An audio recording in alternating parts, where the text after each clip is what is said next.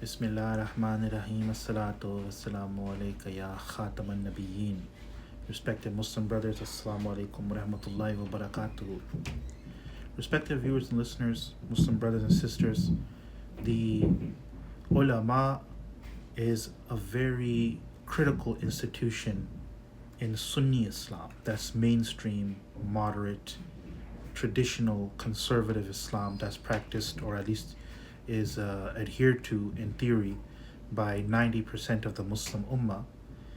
And for us, the ulama are very important. They are the ones who guide us in this time, because the institution of Khilafah, regrettably, is no longer here. And that's a different topic altogether as to when exactly the institution of Khilafah was taken away from us. But the Holy Prophet Muhammad ﷺ, he predicted that this would happen. He stated that after the Nubuwah will be taken away, there shall be Khilafah ala minhaj Nubuwah. There will be caliphate upon the prophetic methodology. And then that will also be taken away. But he predicted that it will return before the apocalypse, before the end of the world. But in the meantime, we don't have confidence in the religious authority of the state, by and large, in the Muslim world. The state, many Muslim countries or many Muslim governments and states, they attempt to portray themselves or present themselves as a religious authority for the Muslim community to take from. There's no question that they are a political authority and that the Muslims are obligated to obey them. In Sunni political theory, that's definitely what we teach. That unlike the Kharijis, unlike the Rafidis, our methodology is obedience to the state, the political authority. But as far as the religious credentials are concerned, in terms of having the knowledge and in terms of having the implementation, they are sorely lacking. Therefore, the ulama take precedence for us in telling us what is the religion, how to understand the religion, how to practice the religion, and giving fatwa and so on and so forth. The ulama, of course, are therefore an informal authority, not in the formal sense. Their authority is not formalized for the most part. Here again, I'm talking about the traditional Sunni authority, ulama. I have with me a book called Medieval Islamic Sectarianism, written by a lady named Christine D. Baker, and published by, I'll tell you the publisher, Arc Humanities Press, Leeds, copyright 2019. So in this book, it's a very interesting book.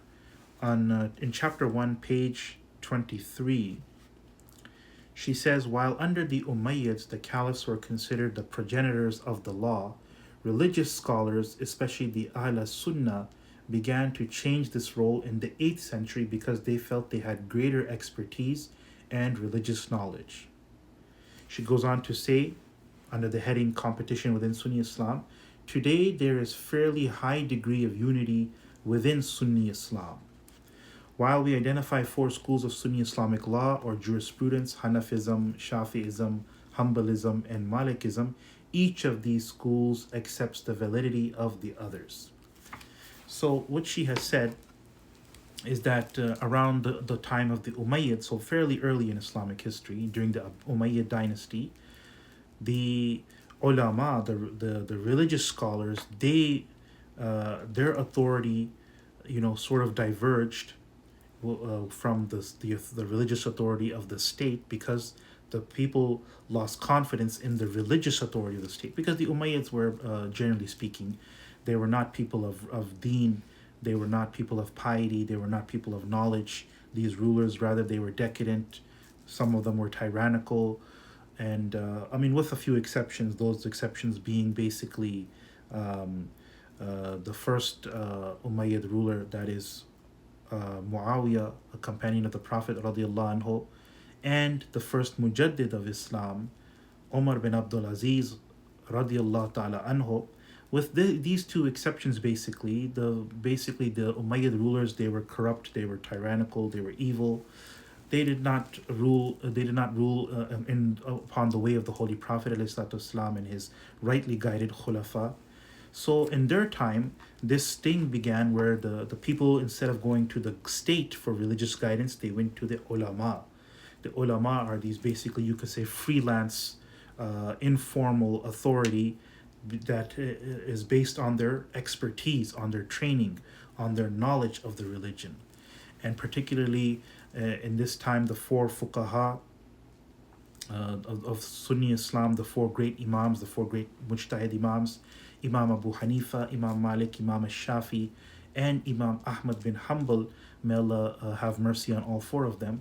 These are our great four jurists of Sunni Islam, who each founded a school of thought. And so none of them were the state, they were informal authority, right? And so this is why Sunni Islam, for most of our history, we are I want to say skeptical of the state's religious authority in terms of guiding the people about religious matters. Not to say that the state is invalid or the state does not have legitimacy. That's not a Sunni position. That's a Khariji position. That's a Rafidi position.